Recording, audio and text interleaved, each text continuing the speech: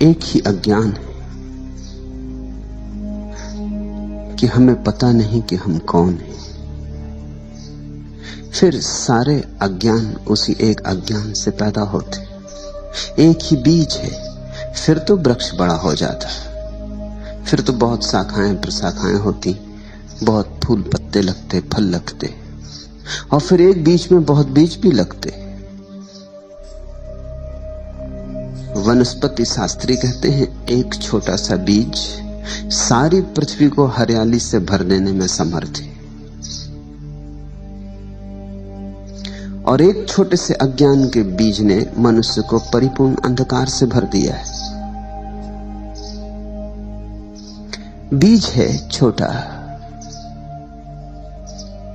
यह बोध नहीं है कि मैं कौन हूं, और जिसे यही बोध नहीं है कि मैं कौन हूं, फिर वो जो भी करेगा गलत ही करेगा। जहां भीतर का दिया ही न जला हो, फिर तुम्हारे कृत्य के ठीक होने की कोई संभावना नहीं। और हम सब चेष्टा करते हैं कि कृत्य ठीक हो जाए। ये ऐसे ही है जैसे कोई अंधेरे में दिया तो न जलाए और ठीक ठीक चलने का अभ्यास करे, ताकि अंधेरे में मैं बिना गिरे चल सकूं, बिना टकराए चल सकूं, दीवालों से सिर न फूटे, जब चाहिए तब दरवाजा मिल जाए। काश जिंदगी स्थिर होती तो यह संभव हो जाता। काश ऐसा होता कि तुम एक ही मकान में सदा रहते, एक ही कक्ष में सदा रहते, तो धीरे धीरे अभ्यास हो जाता। धीरे धीरे तुम जानने लगते बिना दिए के जलाए द्वार कहां है, दीवार कहां है। जानने लगते टेबल कहां रखी, कुर्सी कहां रखी। जानने लगते किस दिशा में जाएं, किस दिशा में ना जाएं। तो दिए की भी जरूरत न थी।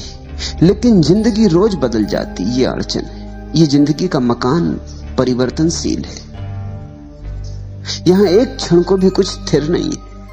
यहां सब धारा है, यहां सब बह रहा है, यहां सब बदल रहा है।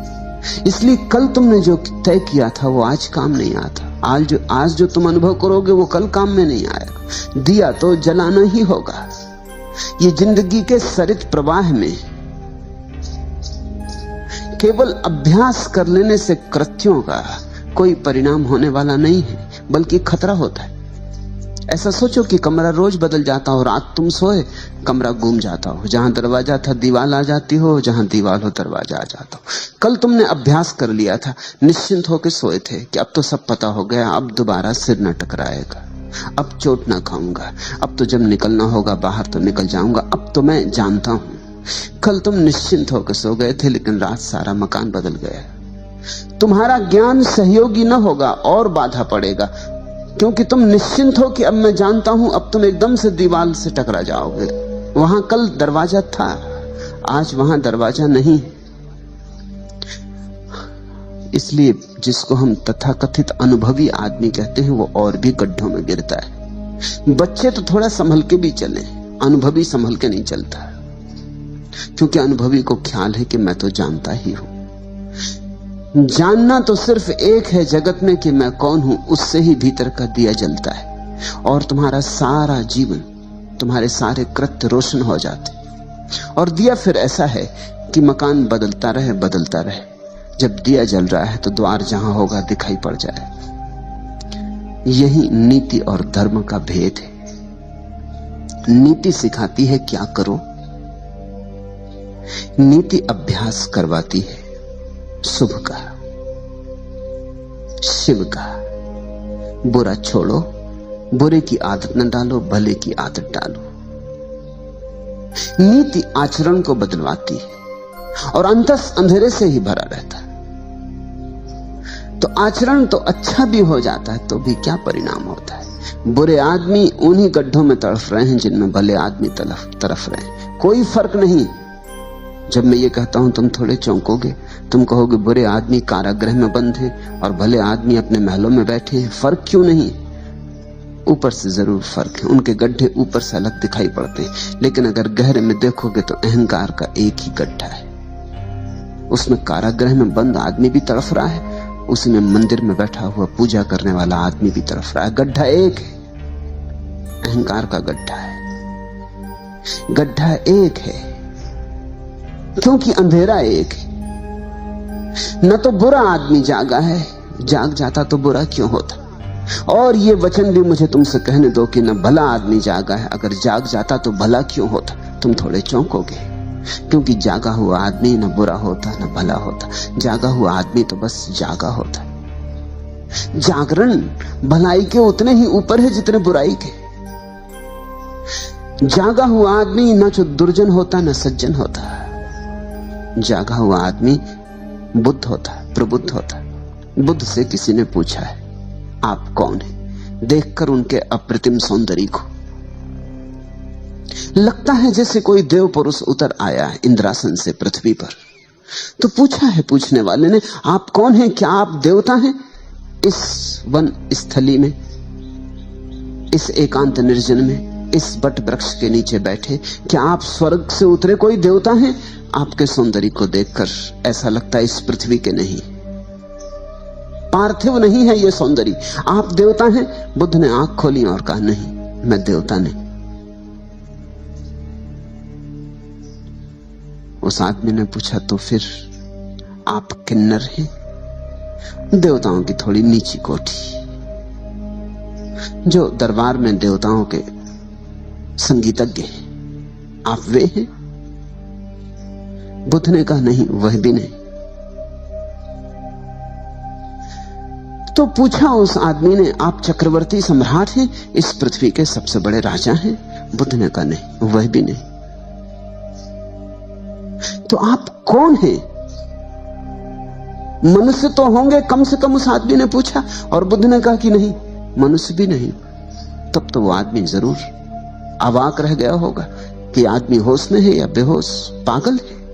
देवता नहीं चलो न सही, चक्रवर्ती सम्राट न सही, न सही, मगर कम से कम मनुष्य, इसको भी इंकार करते हो?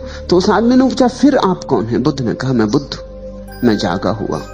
और जागा हुआ सिर्फ जागा हुआ होता है, उसकी और कोई सीमा नहीं होती, उसकी और कोई परिभाषा नहीं होती। भीतर का दिया जल जाता है तो तुम रोशन हो जाते, तुम जागे हुए हो जाते। जागे हुए से बुराई तो होती ही नहीं, हो ही नहीं सकती।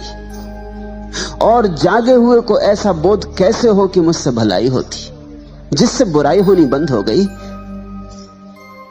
उसे ये बोध भी मिट जाता है कि मुझसे भलाई होती। जब तक तुम्हारे भीतर चोर है, तब तक तुम्हारे भीतर दानी भी हो सकता है।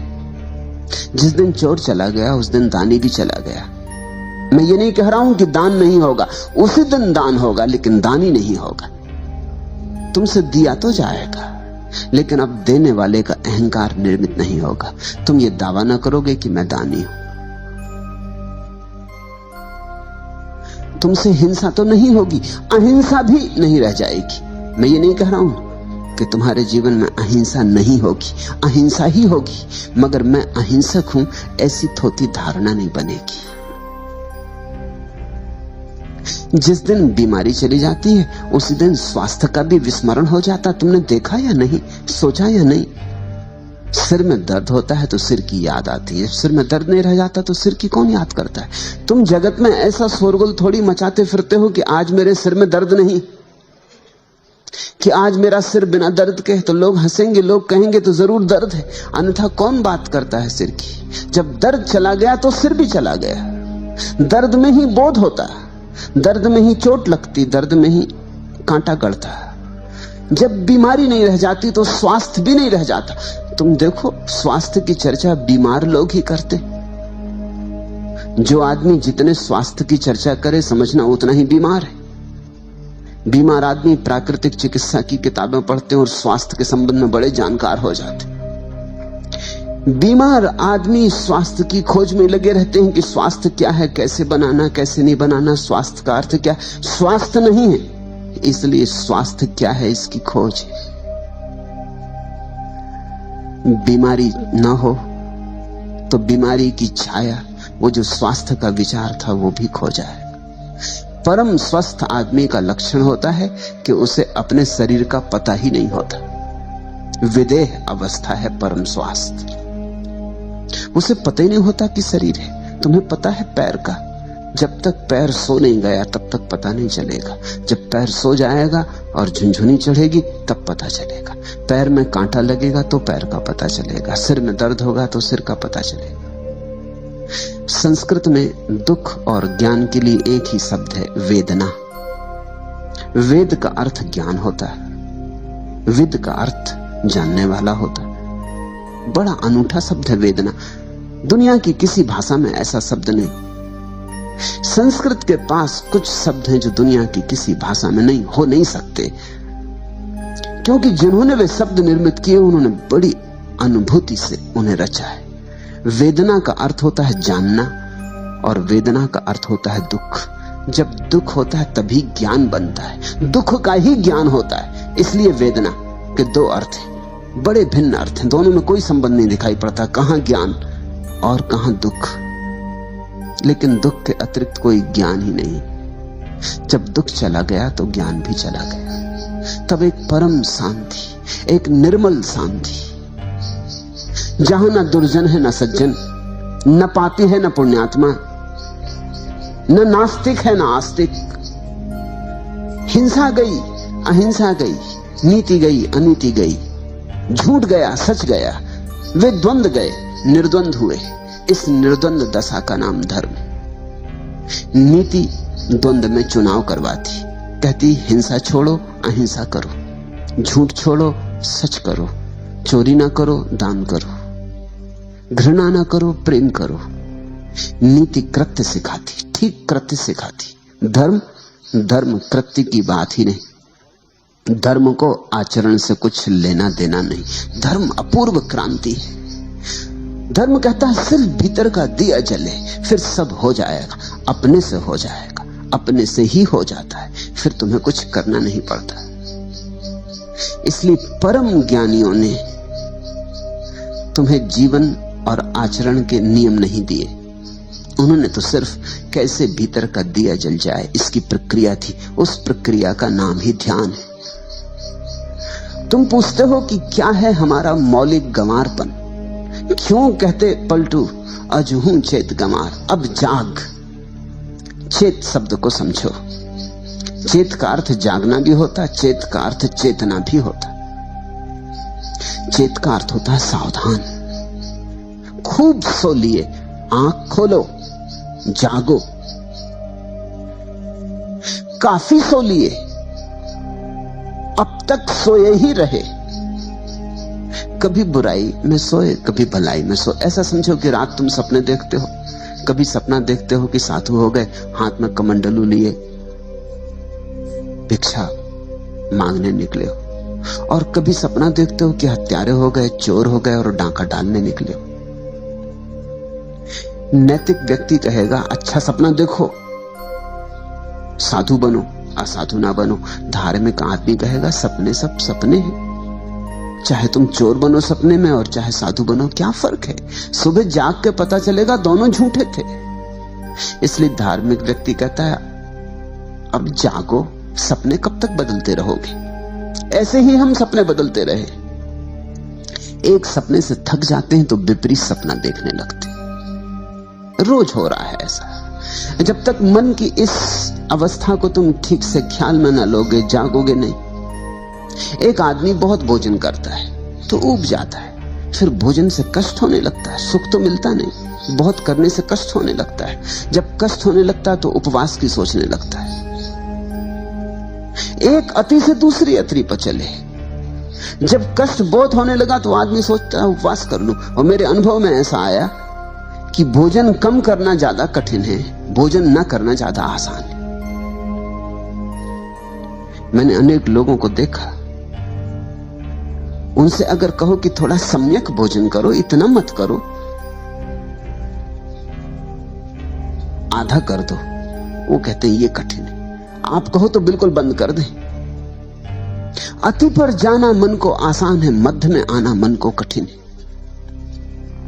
निश्चित ही जब खूब दुख भोग लिया जाता भोजन करके, पेट में दर्द है और सिर भारी है और दिन में आलस्य छाया रहता और प्रतिभा में निखार नहीं रह गया, सब धुंधला धुंधला हो गया, अंधेरा अंधेरा, और शरीर बेढब हुआ जाता, शरीर सौंदर्य खोए देता है। और जिंदगी एक बोझ रूप मालूम होने लगी तो तुम जल्दी से उपवास का सोचने लगते हैं। चले उर्ली कांचन, उपवास कर ले, और तुम्हें उपवास करने वाले, करवाने वाले मिल जाते। मगर तुम्हारे जीवन की दशा को कोई नहीं समझता कि अड़चन कहां है। तुम उपवास कर लोगे कितने दिन? कोई जीवन भर उपवास कर सकता है? 10-5 दिन उपवास करके घर आओगे, फिर अति पर पहुंच जाओगे, क्योंकि 10-5 दिन जब उपवास किया तो भोजन ही भोजन का सोचोगे, और करोगे क्या? उपवासी आदमी भोजन ही भोजन की सोचता है, और कुछ सोचता ही नहीं। उसके चित्त में एक ही धारा बहती, भोजन भोजन। वो बड़ी योजनाएं बनाता है। देखते ना जैनों के पर्युषण के बाद सोहन इधर बैठी, उससे पूछना, वो अठई करती रही 8 दिन क्या सोचती रही।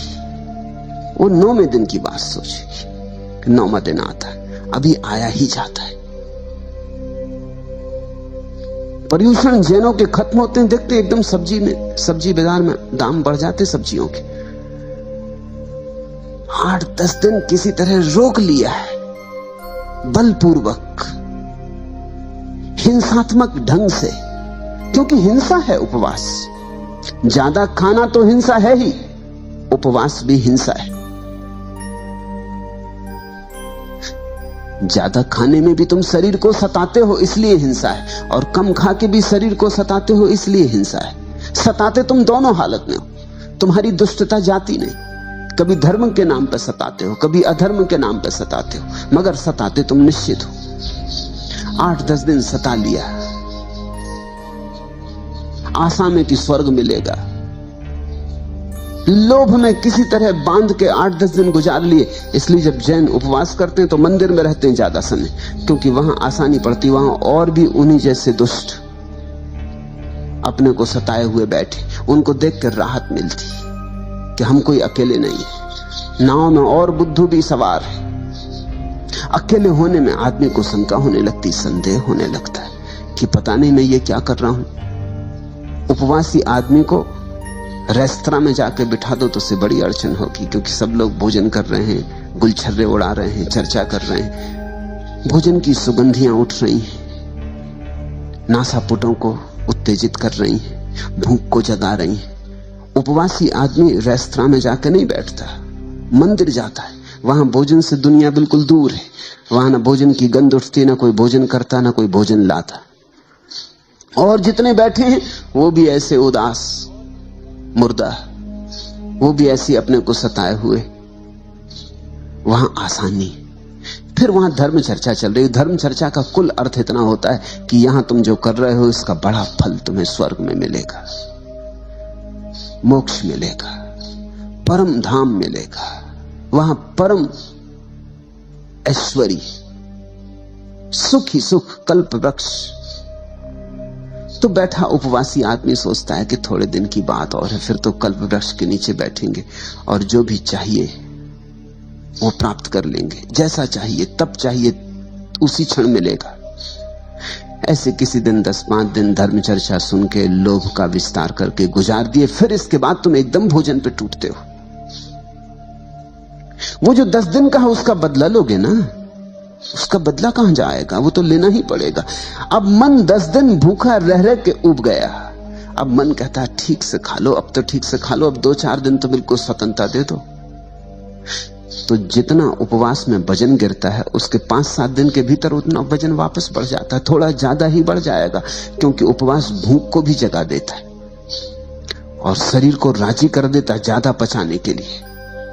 तो शरीर झपट्टा मार देता है, जल्दी पचाने लगता है, जल्दी खाने लगता है, पाचक रस जल्दी छूटते हैं, ज्यादा छूटते हैं।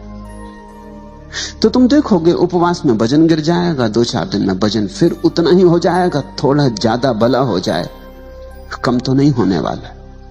फिर तुम सोचने लगोगे कुछ महीनों के बाद उपवास कर ले। ऐसा मनुष्य का द्वंद्व है। स्त्रियों के पीछे भागते भागते परेशान हो गए, एक दिन तय करते हुए स्त्रियों को छोड़कर जंगल भाग जाए। ये स्त्री नरक का द्वार है। या पुरुषों के पीछे बहुत ज्यादा सिर फोड़ा फाड़ी हो गई है, सब देख लिया संसार, कुछ रस नहीं पाया, अब सोचते हैं कि अब छोड़ छाड़ दे, इस सब से हट जाए। मगर अति से दूसरी अति। तो नीति तुम्हें एक अति से दूसरी अति पर ले जाती, क्रांति नहीं हो पाती। अति से मुक्ति में क्रांति है, मध्य में खड़े हो जाने में क्रांति है, संतुलन में क्रांति है, सम्यक्त्व क्रांति है। सम्यक्त्व शब्द को समझो, उसका मतलब है समतुल्य। ठीक बीच में आ गए, जैसे तराजू के दोनों पल्ले बराबर हो जाते हैं और कांटा बीच में आ जाता है, न इधर झुके न उधर झुके, न संसार में झुके और न मोक्ष में झुके, मध्य में खड़े हो गए। वही तो पलटू ने कल कहा कि इड़ा पिंगला मेरे दो पलड़े हो गए। दोनों को सतनाम की डांडी से संभाल लिया है। जैसे जैसे तुम्हारे भीतर बोध बढ़े, वैसे वैसे तुम्हारे भीतर संतुलन आता है, तुम्हारे भीतर द्वंद्व कम हो जाते। ये निर्द्वंद दशा का नाम ही अद्वैत है। एक ही भूल है कि तुम्हारा दिया जला हुआ नहीं। आचरण को सुधारने में बहुत चिंता मत लगाओ, और ध्यान रखना, मैं ये नहीं कह रहा हूं कि आचरण को बिगाड़ने में चिंता लगाओ। जब मैं सुधारने तक को दो कौड़ी का मानता हूं तो बिगाड़ने को कैसे मूल्य दे सकूंगा। मैं कहता हूं आचरण से दृष्टि को बदलो, गेर बदलो, अंतर्मुखी बनो। भीतर अंधेरा है, इसको कैसे रोशन करें, यहां कैसे प्रकाश प्रकटे, कैसे उजाला हो। ध्यान से उजाला होता है। ध्यान है ज्योति जलाने की प्रक्रिया, और मजा ऐसा है कि सब साधन मौजूद है। तुम्हारे घर में दिया है, तेल भरा, बाती लगा, माचिस भी रखी। जरा माचिस को रगड़ना है, जरा माचिस को रगड़ना है कि ज्योति पैदा हो जाए। फिर माचिस से ज्योति को बाती से छुला देना है, छुआ देना है कि दिया जल उठेगा। तुम सब लेकर आए हो, तुम्हारे अंतरतम में सब मौजूद है। जो होना चाहिए वो सब मौजूद है, जो जो जरूरी है सब मौजूद है। थोड़ा संयोजन करना है, थोड़ा सा संयोजन। तुम्हारे भीतर साक्षी भाव की संभावना छिपी पड़ी है। जरा चेष्टा, जरा अपने को झकझोरना है। उसी झकझोरने को पलटू कहते हैं अजहू छेद कमार। अब तो जाग, अब तो जाग। खूब सो लिया, कितना सो लिया। सोते सोते जन्म जन्म बीते, सदियां बीती, अनंत काल बीत गया। अब आंख खोल, बहुत सपने देखे, अब सत्य को देख, स्वयं को देख। दूसरा प्रश्न, संत पलटूदास कहते हैं कि भागवत धन की लूट हो रही है और जो चाहे सो ले। यदि ऐसी बात है तो क्यों इस बात का धनी करोड़ों में एकाध हो पाता है? धन की लूट तो हो रही, लेकिन तुम्हें धन दिखे तब ना। नदी बही जा रही लेकिन तुम्हें प्यास लगे तब ना, तो तुम पियो। प्यासे को नदी दिखाई पड़ती है, और प्यासे को नदी हजारों मील दूर भी बह रही हो तो भी वो यात्रा करके नदी तक पहुंच जाता है। और गैर प्यासे के सामने, घर के सामने से बहती हो गंगा तो भी दिखाई नहीं पड़ती। ख्याल रखना, तुम्हें वही दिखाई पड़ता है जिसकी तुम खोज कर रहे हो। जिसे तुम देखने निकले हो वही दिखाई पड़ता है। कहते हैं चमार जब रास्ते पर चलते लोगों को देखता है तो उसे सिर्फ लोगों के जूते दिखाई पड़ते, सिर्फ जूते दिखाई पड़ते हैं। जूते ही खोजने चला है, जूतों से हिसाब लगाता रहता है। जूता देख के पहचान लेता है चमार, करीब करीब तुम्हारे जूते से तुम्हारी पूरी आत्मकथा पहचान लेता। जूते की खस्ता हालत बता देती है कि शायद हार गए चुनाव में इस बार। जूते पे चमक दर्पण जैसी चमक दिखा देती कि मालूम होता जीत गए। जूते की चमक बता देती है कि जेब गर्म है कि ठंडी। जूते की हालत बता देती है कि बुलाए तुम्हारे साथ मेहनत करे कि गुजर जाने दे। जूते की हालत बता देती है कि भैया गुजर ही जाओ तो अच्छा, कहीं और ही चले जाओ तो अच्छा, यहां ना लौट आना, नहीं तो उधारी करोगे। चम्हार जूते को देखता है। चम्हार जूता देखने को ही बैठा है, उसकी नजर वहां लगी। दर्जी तुम्हारे कपड़े देखता है, दर्जी तुम्हें नहीं देखता, तुम्हारे कपड़े ही दिखाई पड़ते। तुम जो खोजने निकले हो वही तुम्हें दिखाई पड़ता है। इस सत्य को खूब गहराई में पकड़ो। वही रास्ता, वही सड़क, वही बाजार, तुम अलग अलग बार निकले हो और तुम्हें अलग अलग दुकानें वहां दिखाई पड़ी। तुमने कभी सोचा? जीवन के छोटे छोटे तथ्यों पर विचार करो और वहां से बड़े तथ्यों की पकड़ आएगी। जब तुम भूखे होते हो तो भोजनालय और रेस्तरां और होटल यही दिखाई पड़ते। उपवास करके एक दिन जाओ बाजार में और तुम पाओगे अरे इतने रेस्तरां हैं, इतनी होटलें, इतनी दुकानों पर भोजन बिक रहा है, ये तुम्हें कभी ख्याल में ना आया था। तुम भरे पेट निकले थे, ख्याल में आने का कोई कारण न था। फिर एक दिन भरे पेट जाओ, फिर वो दिखाई ना पड़ेंगे। जिसकी काम वासना पीड़ित है उसे रास्ते पर पुरुष नहीं दिखाई पड़ेंगे, स्त्रियां दिखाई पड़ेंगी। उसे पुरुष छूट ही जाएंगे, पुरुषों को वो मद्देनजर कर जाएगा। वो गुजरेंगे जरूर लेकिन उनकी कोई छाप ना बनेगी। लेकिन जिसकी काम वासना तृप्त है उसे स्त्री पुरुषों से कोई भेद नहीं पड़ेगा। और जो काम वासना के पार जा चुका है उसे तो यह भी भेद करना मुश्किल हो जाएगा कि कौन स्त्री है कौन पुरुष है। स्त्री पुरुष का भेद तुम तभी तक करते हो जब तक तुम्हारे भीतर तलाश है, तुम्हारे भीतर वासना प्रदीप्त है, नहीं तो कौन चिंता करता है। तुमने ख्याल किया? तुम वही देखते हो जो तुम खोज रहे हो। तो पलटू तो कहते हैं कि भागवत धन की लूट हो रही, ये सामने ढेरी लगी है, लूट सको तो लूट लो। खड़े खड़े क्या देख रहे हो, पलटू कहते। लेकिन जो खड़े खड़े देख रहा है उसको वहां धन दिखाई नहीं पड़ रहा,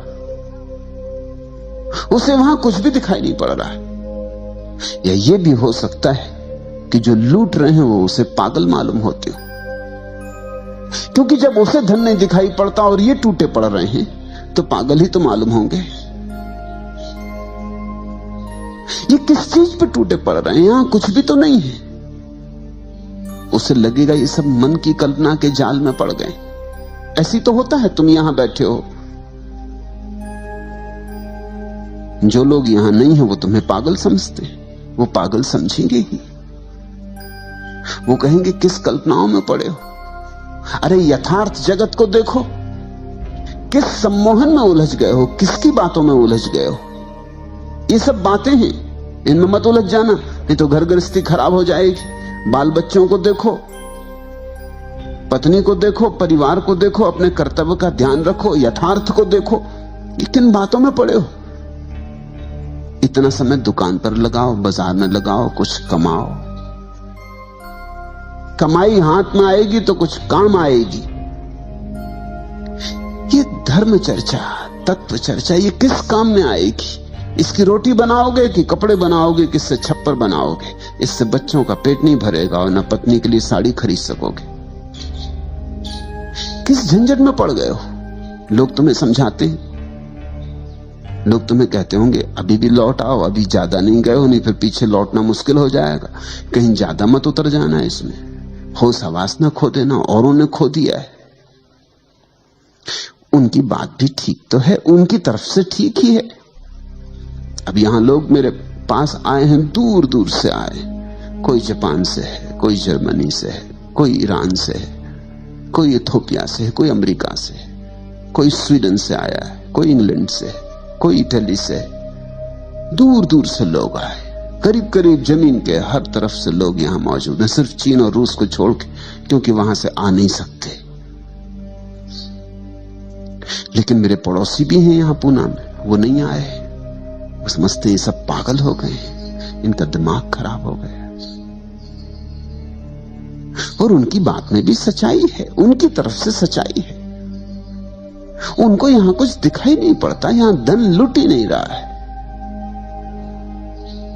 धन तो वे कमा रहे हैं, तुम तो यहां बैठे बैठे धीरे धीरे निर्धन हो जाओगे। तुम्हें लग रहा है कि तुम धन लूट रहे हो, तो एक बात समझो, धन और धन भी तो देखना पड़ता है। जिन्हें बाहर की वस्तुओं में धन दिखाई पड़ता, उन्हें भीतर की वस्तुओं में धन नहीं दिखाई पड़ता। जिन्हें भीतर की वस्तुओं में धन दिखाई पड़ जाता, उन्हें बाहर की वस्तुओं में धन नहीं दिखाई पड़ता।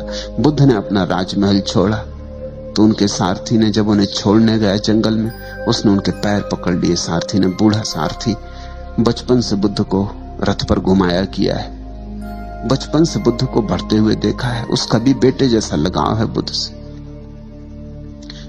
उसने बुद्ध के पैर पकड़ लिए और कहा कि ये क्या कर रहे हो, जंगल में कहां जा रहे हो, इस महल को छोड़कर, इस संगमरमरी महल को छोड़कर, उस सुंदर यशोधरा को, तुम्हारी पत्नी को छोड़कर, उस नए नए पैदा हुए बेटे राहुल को छोड़कर, अपने बूढ़े बाप को छोड़कर तुम जा कहां रहे हो? तुम बूढ़े बाप के हाथ की लकड़ी हो, और ये सुंदर महल और ये सारा वैभव जंगल में मिलेगा क्या? तुम मुझसे पूछो, मुझ बूढ़े से पूछो, मैं जंगलों में खूब भटका हूं, वहां कुछ भी नहीं है।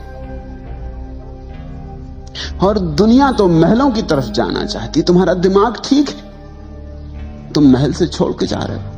कौन नहीं जो राजा ना होना चाहे, और तुम राजा होना तुम्हारे हाथ में, और छोड़ के जा रहे हो। वो बूढ़ा रोने लगा। उसकी बात भी तो ठीक है, उस बूढ़े को जंगलों में कुछ भी नहीं दिखाई पड़ता, उसे सब महल में दिखाई पड़ता है। गरीब आदमी का धन महल में मालूम होता है। ये तो कभी किसी अमीर को समझ में आता है कि महल में कुछ भी नहीं। ये तो किसी अमीर के अनुभव में बात उतरती कि यहां कुछ भी नहीं, क्योंकि देख लिया, कुछ पाया नहीं। शोरगुल तो बहुत है, सार बिल्कुल नहीं। बुद्ध हंसने लगे। उन्होंने कहा, तू तेरी तरफ से ठीक कहता है, लेकिन मेरी तरफ से वहां कुछ भी नहीं। वहां से मैं देख के आ रहा हूं। तू तो बाहर बाहर था बूढ़े, तू तो सारथी ही था। मैं भीतर रह के आ रहा हूं, वहां कुछ भी नहीं। और जिन्हें तू महल कहता है, सुंदर आलीशान वैभव से भरे संगमरमर के, उन्हें मैं केवल लपटों में जलता हुआ देख रहा हूं। मुझे जल्दी दूर निकल जाने दे, इसके पहले कि वो मुझे भी खाक कर दें, क्योंकि वो बहुतों को खाक कर चुके। मेरे पिता के पिता और उनके पिता और उनके पिता, वो सब वहीं खाक हो गए। मुझे भाग जाने दे, वहां लपटें उठ रही। वो बूढ़ा देखता है महल की तरफ, वहां कोई लपटें नहीं। ये बड़ी दृष्टियों का भेद है। और बुद्ध ने जो कहा था ठीक ही कहा था, क्योंकि जंगल में ही मिला। जो धन था, परम धन था, वो एक दिन बैठकर जंगल में ही मिला। वो 6 साल की अथक खोज के बाद एक दिन निरंजना नदी के तट पर बट वृक्ष की छाया में बैठे हुए वो धन बरसा। तो एक अदृश्य धन है, तभी तक अदृश्य है जब तक तुम्हारी आंखें बाहर से उलझी। उसी दिन दृश्य हो जाएगा जिस दिन तुम्हारी आंखें बाहर से मुक्त हो गई। दृष्टि की क्रांति चाहिए। तुम पूछते हो, पलटू कहते भागवत धन की लूट हो रही, और जो चाहे सो ले। ठीक कहते हैं, 100% ठीक कहते हैं। बस चाहना ही पर्याप्त है लेने के लिए। जो चाहे सो ले, कोई रोक नहीं रहा है। समाधि का धन ऐसा है कि उसे कोई भी रोक नहीं रहा है, तुम्हें कोई बाधा नहीं डाल रहा है। मगर बड़ा मजा है, जिस धन पर बड़ी बाधाएं हैं, जो तुम्हें मिलना एकदम आसान नहीं, उस पर तुम टूटे पड़ रहे हो। और जो मिल भी गया अगर, तो भी कुछ मिलेगा नहीं, उस पर तुम टूटे पड़ रहे हो, उस पर लूट मची। और जो धन कोई भी छीनने को नहीं मालूम हो रहा, और जो धन इतना है कि सभी को मिल जाए तो भी न्यून नहीं होता, उस धन की तरफ तुम जा भी नहीं रहे हो। तुम सब भागे जा रहे हो बाहर की तरफ, और तुम्हारा धन तुम्हारे भीतर है। तुम्हारा धन तुम हो, तुम्हारे होने में, तुम्हारी सत्ता में तुम्हारा धन है, तुम्हारे शून्य में, तुम्हारे मौन में तुम्हारा धन है, तुम्हारे अस्तित्व में समाया है धन। खजाना लेकर तुम आए हो, चाबी भी तुम्हारे पास है, लेकिन इस चाबी को तुम कभी भीतर की तरफ लगाते नहीं, बाहर की तरफ लगाते हो। यही आंखें जो बाहर की तरफ भाग रही, दूर दिशाओं में दौड़ी चली जा रही, यही आंखें लौटकर अपने धन को खोज लेती। यही हाथ जो और सारे संसार को पकड़ते फिर रहे हैं, इन्हीं हाथों में छिपी ऊर्जा भीतर की तरफ लौट के परम धन को संभाल लेती। लेकिन कोई रोकता नहीं, फिर भी तुम उसके प्यासे नहीं। तुम अभी संसार से थके नहीं हो। तुम्हें लगता है यहां शायद हो, आज नहीं मिला कल मिले।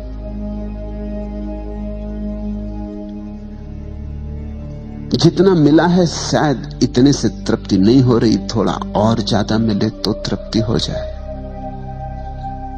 10,000 तुम्हारे पास है तो शायद 10 लाख होंगे तो तृप्ति हो जाएगी। 10 लाख होंगे तो मन कहेगा 10 करोड़ हो जाए तो तृप्ति हो जाएगी। और मन के फैलाव का कोई अंत नहीं। मन आंकड़े बड़े करता चला जाता है। तुम जहां रहोगे वहीं से मन के आंकड़े बाहर और भविष्य की तरफ विस्तीर्ण हो जाएंगे। मन क्षितिज की तरह फैलता चला जाता है।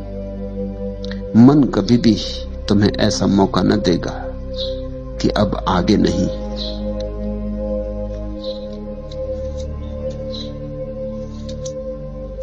मर गया होता कभी का आपदाओं की कठिन मार से, यदि नहीं आशा श्रवण में नित्य यह संदेश देती प्यार से। घूंट यह पी लो कि संकट जा रहा है, आज से अच्छा दिवस कल आ रहा है। मर गया होता कभी का आपदाओं की कठिनतम मार से। कभी का ये मन मर गया होता, लेकिन ये मन आशा का दिया जलाए रखता है। ये मन कहता चला जाता है, यदि नहीं आशा श्रवण में नित्य यह संदेश देती प्यार से। बड़ी मीठी बातें कहता मन। मन कहता है फिक्र ना करो, दुर्दिन गए, भले दिन आने को ही है। अब मत लौटो, करीब आके मत लौट जाओ। अब तो बिल्कुल हाथ में ही है मंजिल, अब ना लौट जाओ। पागल हुए हो, इतनी दूर चला है, अब कहां लौट के जाते हो। घूंट यह पी लो कि संकट जा रहा है, आज से अच्छा दिवस कल आ रहा है। कल कभी आता नहीं, और मन कहे चला जाता है आ रहा है, आ रहा है, बस जरा ही दूर है, आया ही जाता है। कल कभी आता नहीं, कल सदा दूर ही बना रहता है। तुम्हारे बीच और कल के बीच दूरी शाश्वत है, सदा उतनी ही रहेगी जितनी सदा से है। उसमें कभी कोई कमी नहीं पड़ेगी, और मन सदा कल की बातें करता रहेगा। ये जो मन का धन है कल में है और कल आता नहीं, और ये असली धन है वो अभी है, यही है और तुम्हारे भीतर है और तुम्हारे साथ ही आया है। असली धन खोता ही नहीं, सिर्फ विस्मरण होता है, और नकली धन कभी मिलता ही नहीं, सिर्फ आशा बंधती। तो पलटू कहते तो ठीक ही है कि जो चाहे सो ले। जिस दिन चाहोगे, जिस दिन भी तय कर लोगे कि बस उब गया, थक गया, अब और कल की दौड़ नहीं, अब और आपाधापी नहीं, समझ लिया मन को। मन का गणित समझ में आ गया कि तो रोज ही यही कहे चला जाएगा कि कल कल कल, इस जन्म में नहीं अगले जन्म में, यहां नहीं स्वर्ग में, यहां नहीं कहीं और। मन सदा कहता है कहीं और है सुख। देखो, भिखमंगा सड़क पर सोचता है चलते समय महल में जो विराजमान है वहां है सुख, और महल में जो बैठा है परेशान पीड़ित, रात भर सो भी नहीं सका, महल में नींद कहां। जिसकी भूख भी मर गई, महल में भूख कहां। जो किसी तरह दवाइयों के सहारे जिए जा रहा है, वो सोचता है रास्ते पे चलते भिखारी को देखकर कि शायद इस भिखमंगे की मस्ती में सुख हो। देखो किस मजे से चला जा रहा है, एक तारा बजाता। देखता है इस भिखमंगे को रास्ते पर सोया हुआ, धूप में, घनी धूप में, और कुर्राटे ले रहा, और वो अपने महलों में सुंदरतम बिस्तर बनाए हुए है तो भी नहीं सो पाता। नींद असंभव हो गई, चैन हराम हो गया।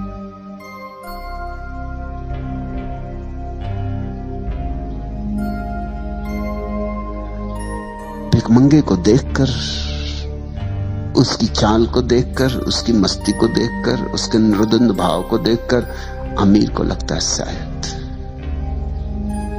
सब छोड़ देने में सुख है। तुम भी ऐसा सोचते हो, इसलिए मैं तुमसे कह रहा हूं, सोचना। तुम सदा ऐसा सोचते हो कोई और सुख पा रहा। शहर में रहने वाला सोचता है गांव में रहने वाले लोग बड़े सुखी। गांव वाले से तो पूछो कभी। गांव वाला लाख कोशिश कर रहा है कि कैसे शहर पहुंच जाए।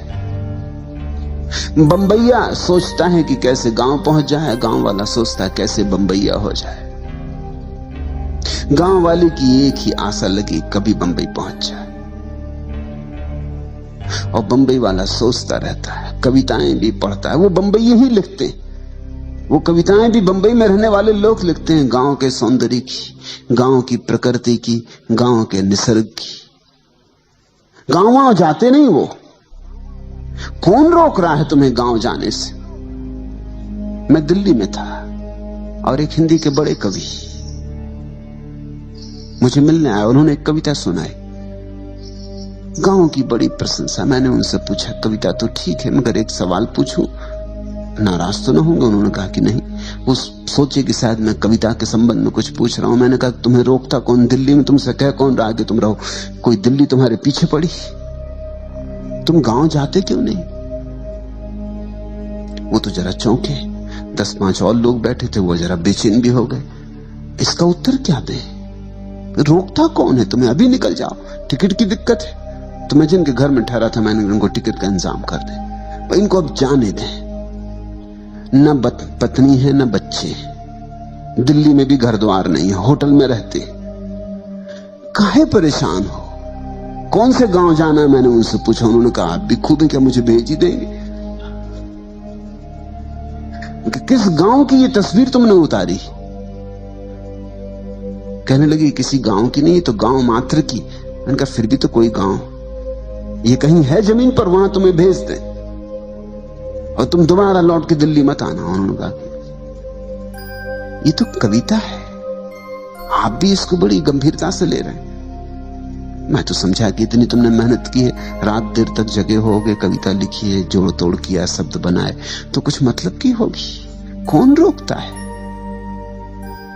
लेकिन ये गांव जाते नहीं, ये गांव से ही आए और इनको भली भांति पता है कि गांव का सौंदर्य कैसा है। अभी बरसा के दिन है तो कीचड़ ही कबाड़ है वहां, और मच्छर है और खटमल है और 1000 तरह की बीमारियां हैं और भुखमरी है, और ये सब प्रकृति और सौंदर्य, ये सब बकवास शहर में बैठे आदमी को सूझ रही। लेकिन तुम जहां नहीं हो वहां सौंदर्य दिखाई पड़ता है, वहां घट रही है असली बात। तुम जहां हो, कुछ परमात्मा ऐसा नाराज है कि वहीं भर नहीं घटती और सब जगह घटती।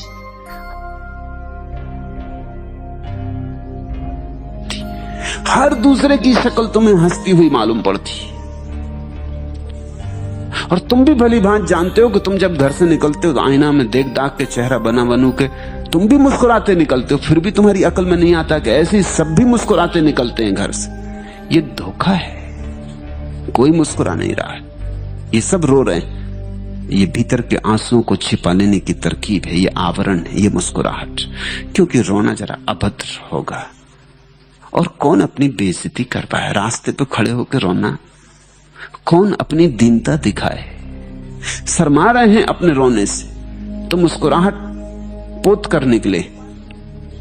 छुपा ली हैं झुर्रियां जीवन की, पाउडर में, लाली में लगा के किसी तरह छुपा लिए हैं अपने आंखों के अंधेरे, सुरमा काजल में किसी तरह बंधन के। बाहर आ गए। इनको देख के दूसरे मोहेंगे और सोचेंगे गजब, तो ये आदमी ने पा लिया मालूम होता, ये आदमी ऐसी मस्ती से चला जा रहा। इससे तो पूछो, इसके भीतर तो झांको। और इसके भीतर झांकने की कोई जरूरत नहीं, तुम अपने भीतर झांको, तुम भी तो यही कर रहे हो। हम दूसरे को धोखा देते हैं और इस कारण सारी दुनिया हमें धोखा दे रही।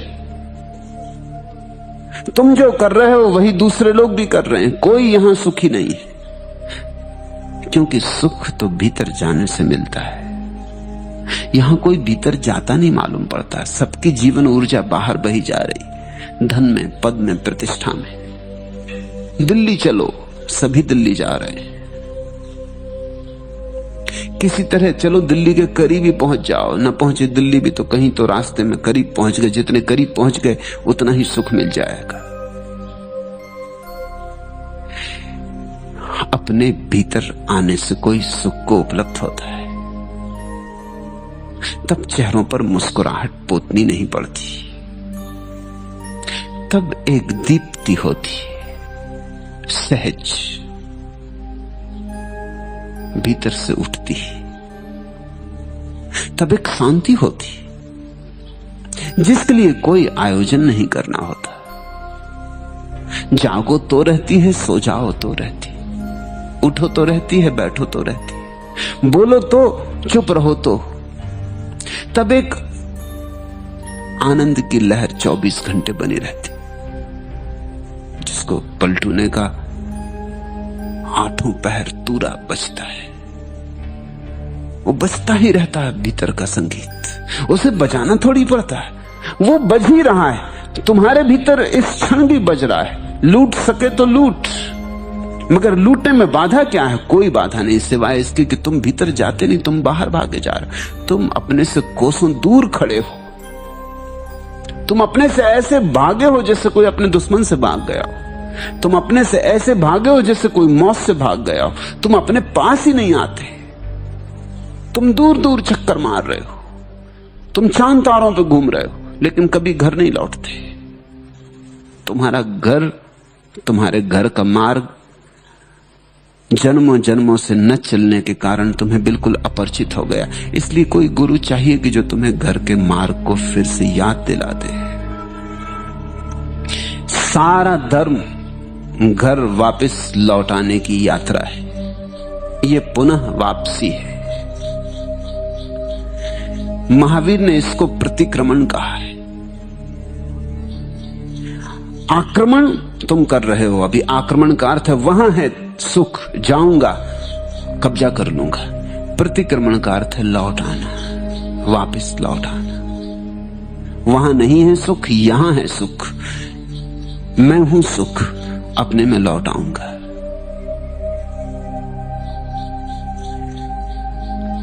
पलटू कहते हैं इतनी ही बर जरूरत है कि तुम चाहो।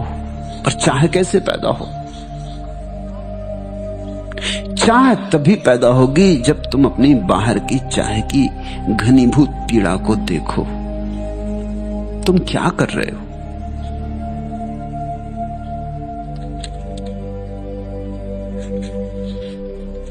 जैसे ही बाहर की असलियत तुम्हें दिखाई पड़ने लगेगी, और कोई कारण नहीं है कि क्यों दिखाई ना पड़े।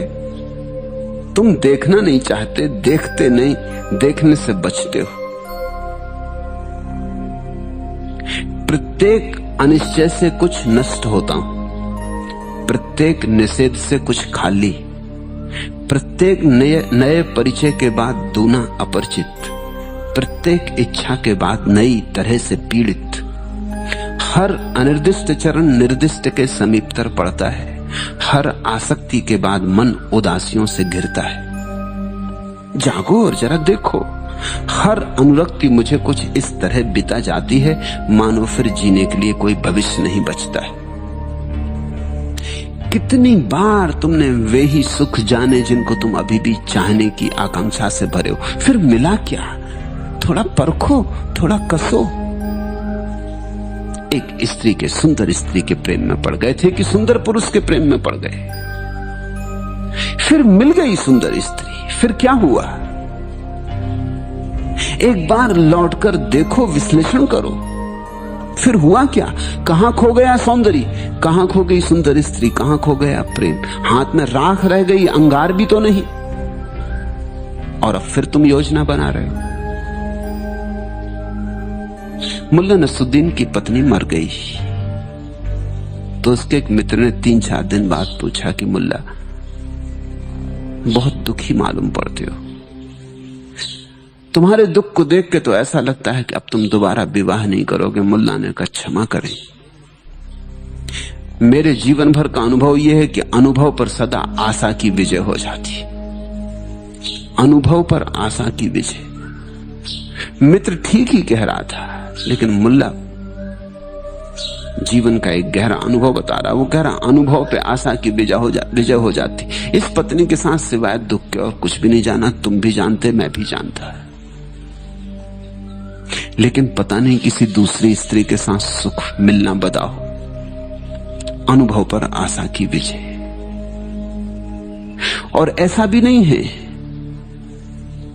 कि एक आध बार ऐसा हुआ हो, हर बार ऐसा हुआ।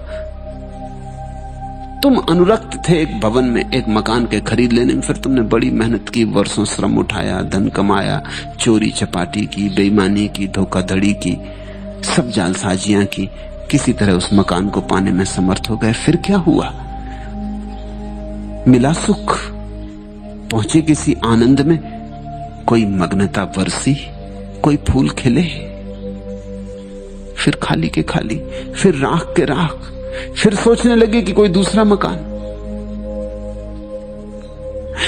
ऐसे तुम जीवन के हर अनुभव से गुजरे हो, बहुत बार गुजरे हो,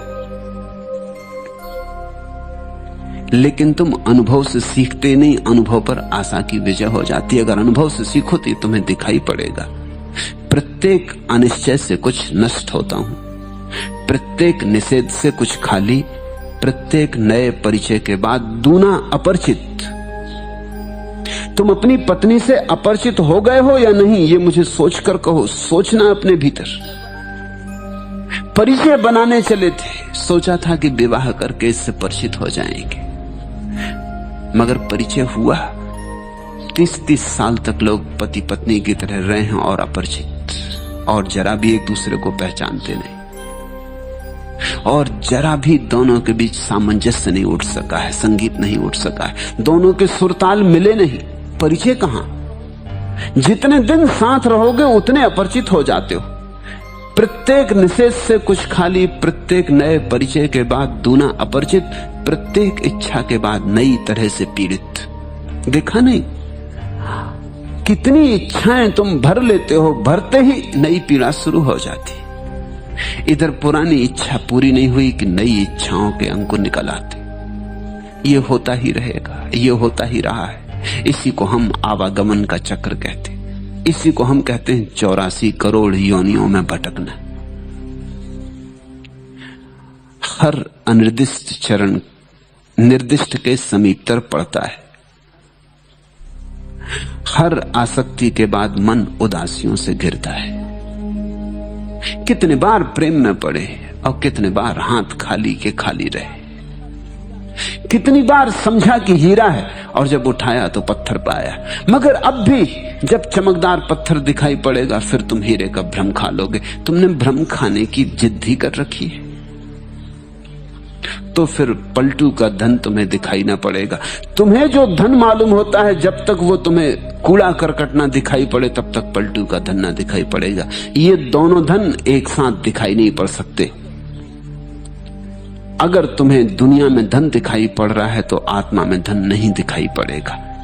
दुनियावी भाषा का धन आत्मा की भाषा के धन से बिल्कुल विपरीत है। और जिस दिन तुम्हें दुनिया में कोई धन ना दिखाई पड़ेगा उस दिन देर